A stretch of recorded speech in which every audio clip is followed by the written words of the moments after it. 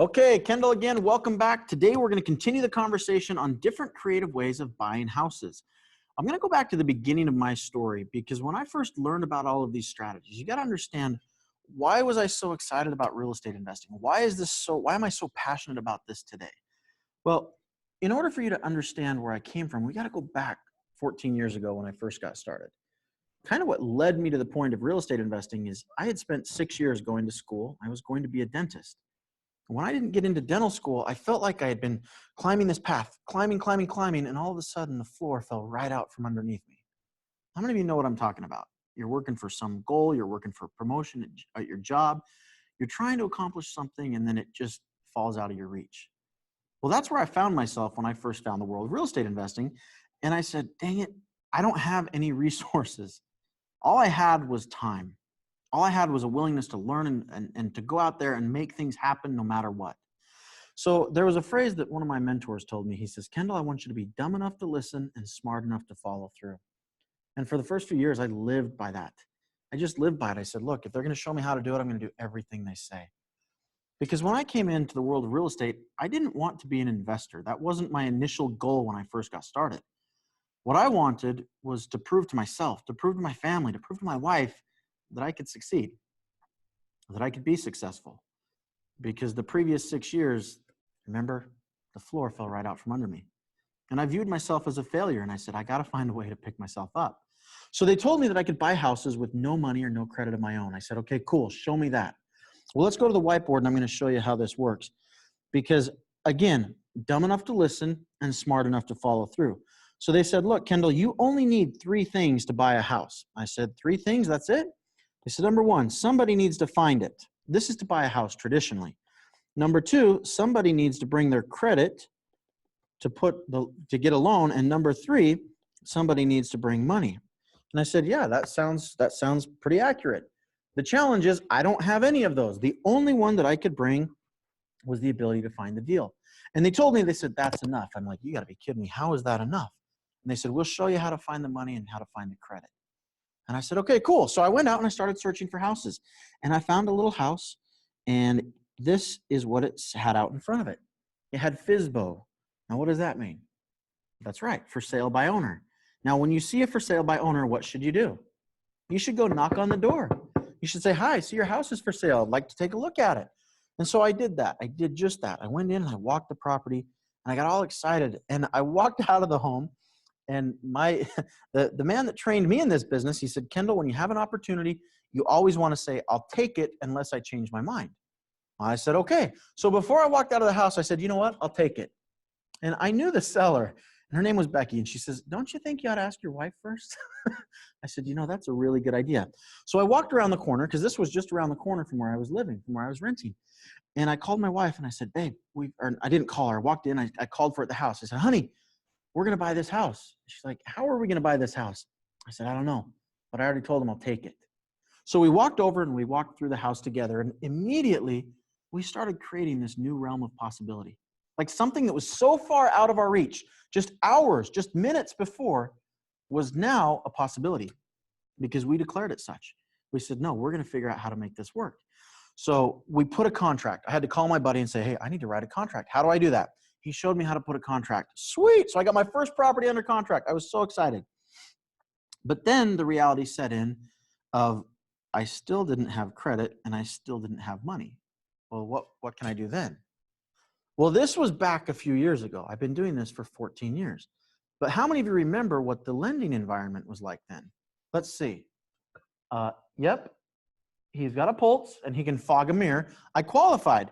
The challenge was I got qualified for a loan. It was awesome. It was a liar loan. Do you guys remember those? Ninja loans? No income, no job, no assets?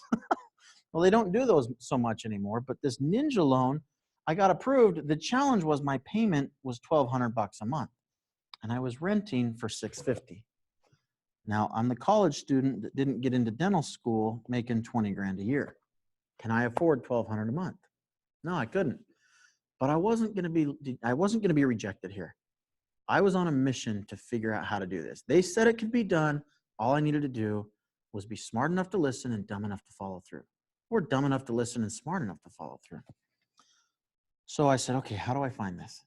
So First, I thought about getting a credit partner. And I got a credit partner. I called my brother and I said, hey, I need to use your credit to buy my house. He's like, what are you talking about? Long story short, we did that. He came in and became the credit partner. Did you know there's a difference? Did you know that there's the deed and there's also the mortgage? And which one of these two determine ownership? This one, the deed. The deed determines ownership. So to this day, I still own this property 13, 14 years later.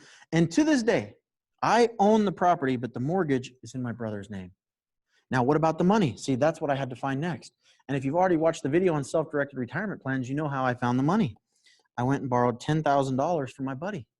And I used his money and secured it against the property. Why? Because I bought the house for $120K. It was worth $170. So there was some built-in equity there. So all of a sudden, this idea of becoming a real estate investor became a reality. And I said, wait a minute. I literally just stepped into my first home with no money and no credit of my own. And if I can do it once, I can do it again and again and again and again. So then I went out and I went to auction and I started buying houses at auction. I raised private capital from a friend of mine. We went and did a couple of deals together. I said, okay, this is cool. And it just kept growing bigger and bigger and bigger. And then I started learning that there's strategies of different ways that you can buy all these houses. Now, again, guys, you can do this as an investment or you can do this to get into your own home. See, the majority of people, it's about 50-50 where I live. 50% homeowners, 50% renters. The costs are so prohibitive that people just rent. They can't afford to get into a home. Well, what if you could learn a creative strategy to get into a house? Let me show you an example. Here's a house that was purchased. The value of this house, what we sold it for, was $432,000. Okay. This also was a for sale by owner. But this was pretty exclusive. I mean, we paid a ton of money to have access to this website. So you may not be able to afford this because we found this deal on Craigslist. How many of you guys have access to Craigslist? Yeah. Start looking for properties. Okay. Found this deal. And within a couple of minutes, it was listed for sale by owner, $370,000. Within 5 minutes phone call, just by asking the right questions and figuring out what problem they had that we could solve, they said, hey, look, let us be straight with you. We owe $356,000 on this house, right? We owe $356,000. If you'll just give us $356,000, we'll walk away. Well, we knew it was worth about $432,000. Is that a deal or no deal? Well, it depends. I mean, you could do that and it would be pretty tight margins and that would work out pretty cool. But we furthered the conversation and said, okay, cool. So you owe $356,000. Are you open to doing something creative? They're like, what do you mean? And this is where my training kicked in. And I was able to step in and take over their loan. Remember this? Remember the deed and the mortgage are different? You see, in this case, on this house, they transferred the deed to my LLC. My company, I owned and I controlled the property, yet the loan stayed in their name. The entire process of how this works, this is a process we call subject to. Buying a property subject to the existing financing. The entire process for acquisition was $15,000. The entire rehab budget for the whole house, $15,000. We were into this 30 grand. That's it. It took us 122 days from start to finish, and we made a $26,000 profit. How cool is that? 26 grand. That's an 87% return, cash on cash return in 122 days. Ladies and gentlemen, I could have put that on my American Express. I could have put it on my Amex and bought the entire house on a credit card and paid the credit card off and put 26 grand in my pocket. Remember how we started off this video? When you don't have the resources, be resourceful. Be resourceful. Who is in your network? Who do you know? How can you get this done? You already know that it can be done. You've got to start asking the right questions. The reason we're not doing this is you don't even know what field you're playing on yet sometimes. You don't even know what questions are relevant. And that's where we can help. That's where we can step in. That's where we can bring all of this to your awareness and bring all of this to the field of being relevant. Because all you do is solve people's problems.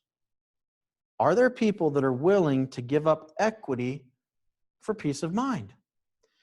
You might be asking yourself, this makes no sense. Makes no sense. How come they didn't just sell it on their own? If they could have sold it, how come they didn't just sell it on their own? Well, you see, when they're going through a divorce, they didn't want to deal with it. They didn't want to deal with any of this. People will give up equity for peace of mind. It's all about learning the right questions to ask and figuring out how this works. Now, we could go over so many different strategies. I could tell you about one of my favorite deals. Okay, I'm going to, because it's amazing. Let's talk about a 7-plex.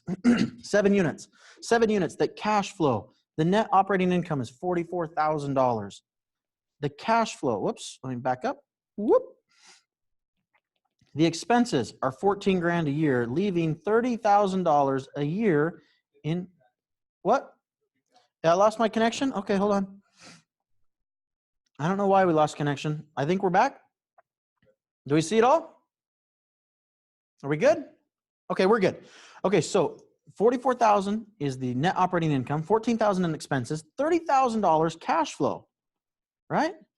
Well, we were able to negotiate. The seller wanted $90,000 for this. How many of you would buy this for 90 grand? You're like, oh my gosh, yes, because in 3 years it'll be paid for. Well, we negotiated it not for 90. We negotiated it down to 75,000. I put 10% down and got the seller to carry everything else back. He carried back 67.5 for 3 years. See how this works?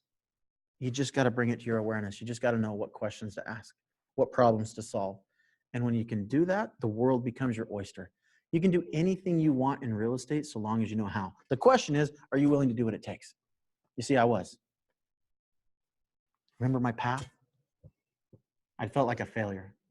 I felt like everything I tried up to that point wasn't working, and I wasn't going to fail again.